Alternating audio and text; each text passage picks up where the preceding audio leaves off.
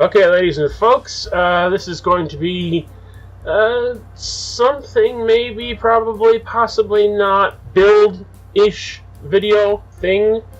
I don't know what to call it. Basically, I got one of these entry-grade Strike Gundam kits, and I've already built it, obviously, because it's right here.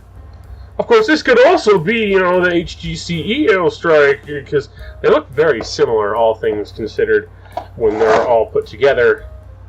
But I assure you, this is this kit. If I open it up, nothing but dead runners. I need to do something about this at some point.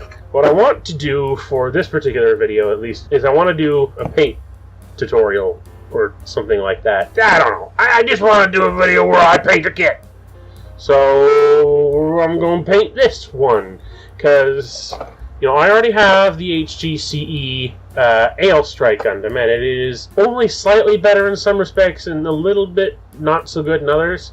But given that I have the HGCE, I have, as you saw in the review, this is the Robot Damashi AL Strike Gundam, and the old high-grade AL Strike Gundam, or the Perfect Strike, but it's still the old high-grade one from many, many years back. I don't think I need that many Strike Gundams that all look completely the same. So what I'm going to do, with this one in particular, in case it wasn't a little obvious from the grays, the gray paints that I have here, I'm going to paint this in the phase shift inactive colors, because that's something that I just don't see a lot of when it comes to the high grade, well, any grade of the Gundam Seed Gundams. So the plan is fairly simple. I just need to figure out what shades of gray I'm going to paint this. I think, yeah, I'm just going to leave the white parts as is, because painting over those would be kind of redundant. And even though I did buy some white spray paint for this, I would rather save this for some other project that I would need it more for. Although it would just simply be nice to have. The problem was, there doesn't seem to be there wasn't any regular mixable white acrylics anywhere while I was out today. I might suppose, as this project goes on, I might find some whites and whatnot. But the point of the matter is, the white here, it would be redundant to paint over it, so I'm going to leave it as is. The yellow, I think the only yellow part on here that I need to paint is the part that is with the eyes and this part of the V-fin right here.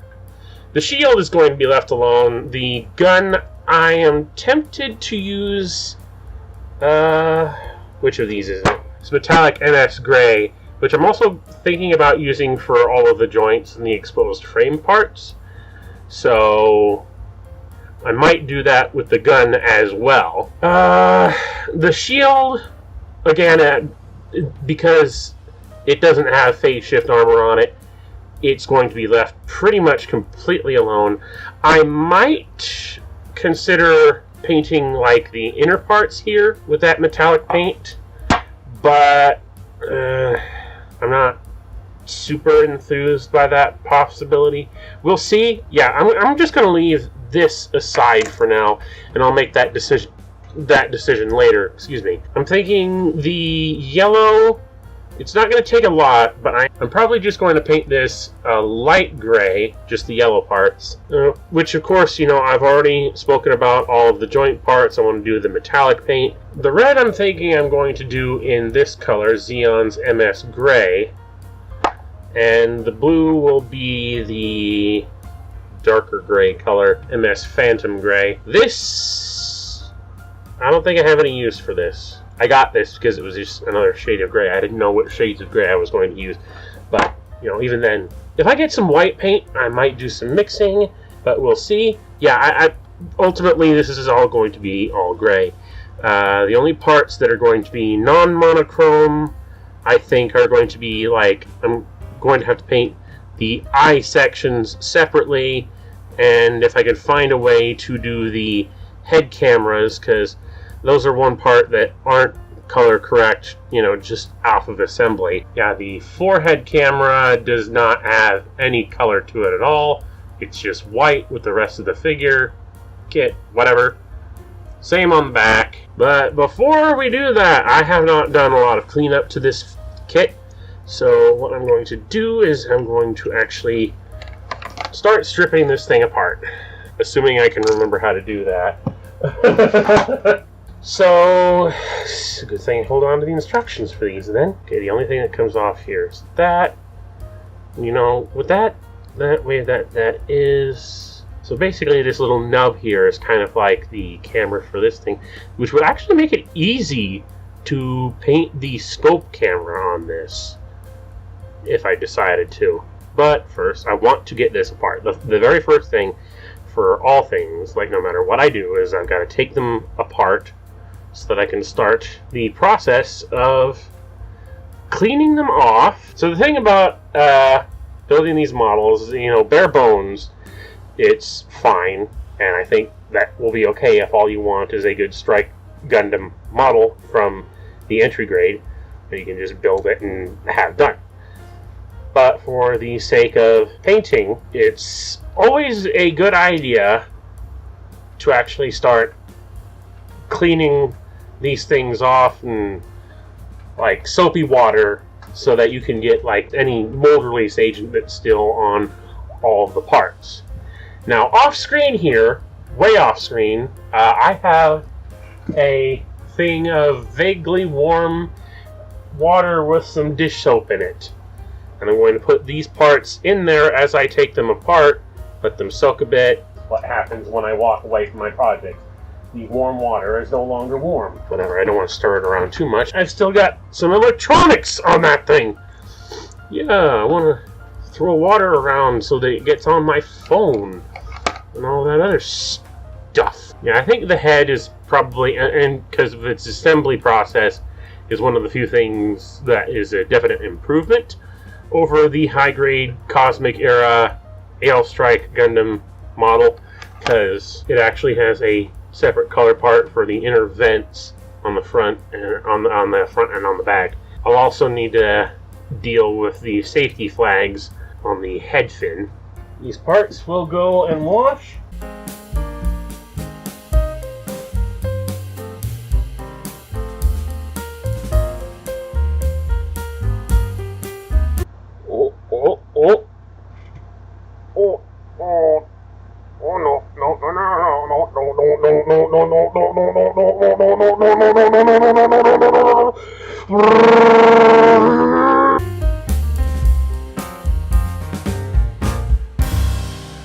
Alright, that is all the parts, everything disassembled, and about to go into a wallet.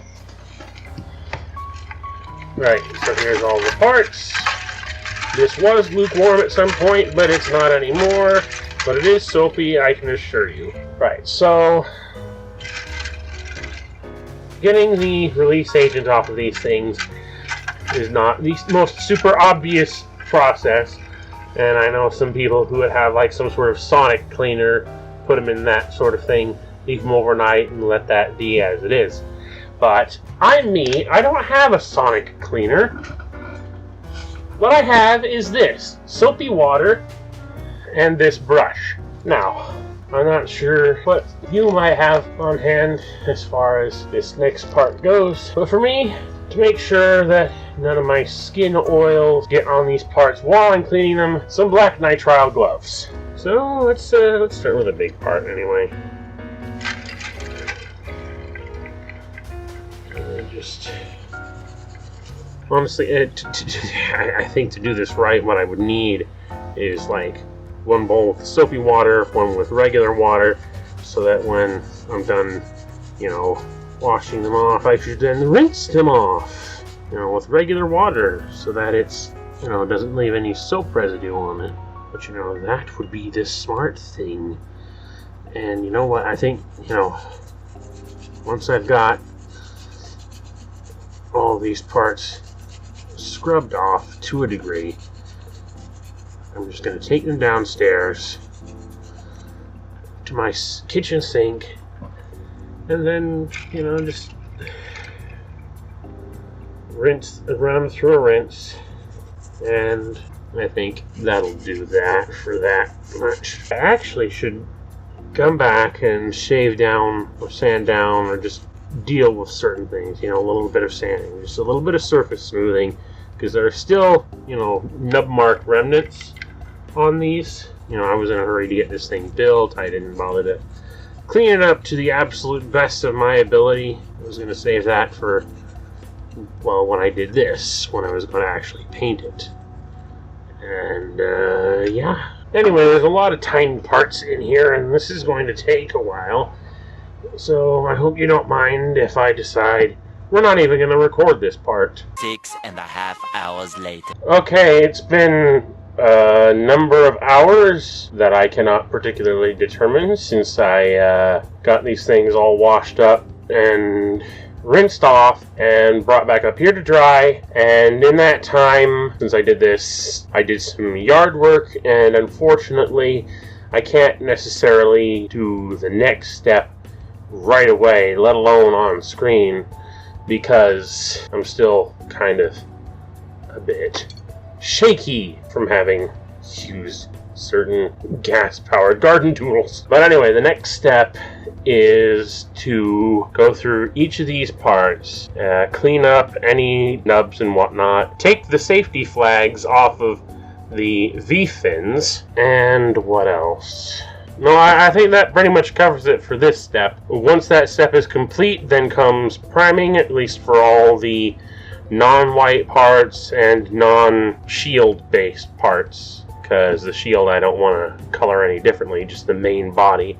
And the gun I'm only painting because I want to give it that metallic look like the rest of the skeleton that I'm going to do here. But I can't do that right now because this hand is still shaking, and hopefully some overnight rest will cause the tremors to go away. If it doesn't, we've got problems. And I say this knowing that this has happened before when I've handled these particular tools. So, gas-powered lawn care tools, they rumble a lot. Day 2. Alright, we are kinda back, and with a better fucking microphone this time, Jesus Christ. It's been a day and I've done some stuff already. I've started the cleanup process on all the parts, and for all the white parts, I am actually doing like regular panel lining and any extra coloring that I need to do, such as the forehead camera. I gave it a metallic blue paint so that it can, look like an actual camera. Also painted this part black so that the portion of the eyes end up having, sticking out a bit more when I put the head together. And I put some more blue paint on the back head camera there. I also put a bit of gold paint on this part for the eyes. Yeah, there's gold paint on the eyes, help them stand out a bit more. Kind of look like they're deactive, like they're turned off rather than bright yellow flashed on all the time. It would help go with the theme that it's in active mode. So yeah, I've been doing like panel lining, filling in some color things like these little vents on the back of more on the back skirt, and just general panel lining, cleaning up, and all that, etc. And I've got a whole bunch of parts on these bamboo alligator clip things. For all the white parts, like the panel lining that I've been doing, I've just been using one of these gray ink marker, Gundam marker things, because I'm not going to be painting the white parts. Those are just going to be bare plastic, and then I'll just go over them with a top coat later. So I've been panel lining them with this, and then cleaning them up with these pointed cotton swab. They're like that you get from model stores. I put a little dab of isopropyl alcohol, and let's see, just to clean them up just a little bit so that the lines themselves aren't so thick. All the parts over here are pretty much done, so I'm just focusing on which other parts I have still here. And so this is a lot of stuff to have done off camera, but I'm kind of realizing that ultimately I'm honestly very iffy on even doing this video at all as like a proper thing. So the fact that I'm still recording any part of this at all is honestly a miracle. And of course, there's just the part where after that whole disassembly process, you know, I don't know what it's going to look like after editing, but it's just like I thought about myself editing this and I'm just like, okay, do I really want to show off every single little bit of thing that I'm doing? And when the answer in my head was definitely frickin' not, I decided I just wasn't going to record the process of me, you know, panel lining and cleaning all this stuff off, because that would be boring in my mind to watch, and even more boring in my mind to have to edit. So I'm just going to give you, you know, a little demonstration of the things that I do, and then cut away from the video, and then come back when I have, you know, some significant process done, so that I can move on to whatever the next step I choose to demonstrate. But anyway, once I got this thing all put on alligator clips, you know, once everything's cleaned up and I've got them all on alligator clips, I'll try to get back to you. Day 3. At current, I basically have most of the parts that I'm going to be painting, or pretty much all of the parts that I'm going to be painting, all on these alligator clips, ready for priming, and anything that's not going to be painted, I left in here. I'm going to not paint at least this part. I am going to paint this. I've got the edges all gone over so that I can just paint the one side and get all the inner details of the shield like that. And yeah, there are a couple of gray parts in here that are like internal mechanisms that you're not going to be able to see, so I'm not going to paint those. Those are all the parts that I don't plan to paint. All the parts that I do plan to paint are ready, and I have a small amount of surface primer, Tamiya spray surface primer. I don't know if there's going to be enough to coat all of these parts completely, but we'll see. I do have some airbrush primer elsewhere that I can use if I run out of this stuff, but I'm going to start with this. When and if it runs out, I'll move over that stuff, and then I can start moving on to the next step of getting the actual paint colors. Like at the beginning of this, I had some statements about how I was going to paint this thing, and for the most part, that's all still going to stand true. Probably only going to take like a couple of drops of light gray for the yellow part of the V-fin, and I think one of these darker grays for the blue parts. But for the red parts, I was just going to go in, you know, just a slightly more neutral gray. I'm probably instead going to go with a more mixed gray with sky blue color to make it look, you know, like there's a little bit of pigment in the red parts, because red is a strong pigment. And of course, the metallic gray for all the joints and whatnot, that's still going to stand true, and that's one thing that you wouldn't get from, you know, just having the raw kit anyway, so there's that. But the first thing is always first. I've got to prime all of these parts, and I'll get back to you once I've done that. 2,000 years later. Alright, I know that one video went up long before this one will ever see the light of day, so you probably know what happened already. But just to catch you up to speed, what happened since the last session of me talking about this thing? Well, I broke my airbrush, and I had to order a new one, and I ordered a new one that happened to come with a portable compressor unit, and that was the thing. So when we last left off, the thing was I had all the parts ready, and I had to get them primed and whatnot, and I did, at least all the parts that I was going to prime anyway. I got all of the parts primed. I did run out the rattle can, so I did have to go on to using the airbrush, which is, you know, a lot of the reason for the delay is that I needed a new airbrush. But yeah, I've got all of the parts pretty much primed and ready now. These parts still are just primer gray and whatnot. Oh yeah, I do have to reprime at least one part.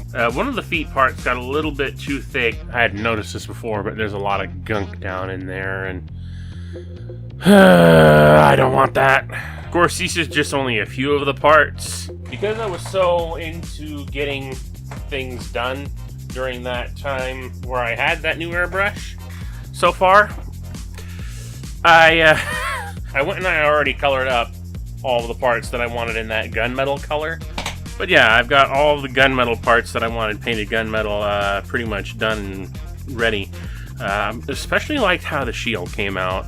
Like this, I always like when I can actually get the inside of the shield all painted up like this, which, you know, I've already ended up putting it together as a result of me being so satisfied with the way it does. So this part is pretty much done. All I've got to do is put a matte top coat over it, which I'm not going to do until I top coat everything else. I'm thinking now that I have some of these parts, you know, painted, I'm going to put some of them together. Where's the rifle, though? There's one thing I want to do with the rifle before I put it together, actually. The thing that gets me a lot of the time when it comes to the Strike's beam rifle is not being able to get the inside of the scope properly painted. So what I'm going to do is I'm going to get this metallic blue Gundam marker, and I'm going to put a little dab of that. It might not end up being more than an extremely subtle effect when all things are said and done, but when it comes down to it, it's just the one time where I have the chance to do this at all. Alright, well, there it is. Let that dry before I put this little part over the top of it, and you'll probably never see that effect ever again. In the meantime, what I'm going to do is that for all the parts that have been painted, I'm going to try putting them together with the white parts that I'm not going to paint anyway, since most of these things, like, I'm not going to be doing any more panel lining on any of these parts, since they're all gunmetal anyway. What I'm going to do is I'm just going to take all the white parts that these can be attached to and, you know, reassemble it all, and then, you know, still keep them mostly separate until I can do a top coat of everything. But otherwise, I at least want to do like a test fitting to make sure everything will go back together now that I've put like several layers of paint on top of it. Yeah, that pretty much looks like everything that I can assemble for now. I would assemble the legs fully, but I kind of want to wait to get the top coat on all of the pieces first before I do full assemblies of like the legs and arms. So I'm just going to leave them as is right now. Yeah, the little part inside the scope is so recessed down that you're never going to be able to see the blue part. Oh well, at least I tried. Anyway, being as I pretty much got ahead of myself and got, you know, to painting before I even said about anything else, I might as well finish the rest of the painting, and then I'll get back to you. Eventually. Okay, I'm back, and I've got the remaining parts all painted up. The torso, crotch bit, there's part of the V-fin, which doesn't look any more or less gray than it did before, but I can assure you it's been repainted. And I'm kind of liking how the red parts came out, or the formerly red parts, because I wanted to do something with a slightly bluish hue, just like it was on the official release one. And while this isn't quite the most, you know, decisively blue-ish color as it was, and I'm not sure how well this comes across on camera, I think the mix that I got for this looks better, honestly. Because the blue in the images that we see for the official phase shift down deactivated version of the Strike kind of looks a little bit too bluish. This very much looks like an it did look off-ish blue in other lighting. Now it just kind of looks very gray. But I blame the lighting more for that than anything else. Anyway, what I'm going to do now is I am going to assemble the torso and all the foot components, and just all the stuff that hasn't been built yet that I don't already have sitting aside from the previous little excursion. So, and that's the one little bit reattached to the pelvis. It's a little disappointing. I figured the different grays that I would use between the blue and the inner frame would be a bit more distinct than this, but it doesn't seem to be the case. I mean, I can tell that there's a metallic flake to the inner frame parts, and this doesn't. But at a glance, yeah, that's kind of unfortunate. And torso looks good. Oh, notice that little scratch. You know what? I think I can touch that up, but otherwise, that is pretty much every single part of this thing put together. Without putting it, together completely. Should I tempt fate and do that, as a test fitting right now? Oh, why not? I've already managed to do that much damage. And there we go. That's pretty much the phase shift down. Entry grade Strike Gundam all painted up and assembled. Again, I think this particular shade of blue-gray doesn't come across well on camera, but this does look really good now that I've got it all together now. And I'm still kind of disappointed by how dark the blue, or the torso parts came out, but I mean, overall, I still think that this looks pretty brilliant. And aside from that one little nick that I made, I think it's good for top coating. So what I'm gonna do is, when I have the chance to, because I've got some Tamiya matte coat in a rattle can, actually decanting in a bottle somewhere, that I'm going to top coat this all with my airbrush. So I think that's pretty much going to end the video there. What's going to follow after this is just going to be, once it's top coated and whatnot, a bunch of vanity pictures. So with that all said and done, I guess thanks for watching. Watch all these. Watch out for the picture slideshow, and until next time, this is the Devassi Mentality out.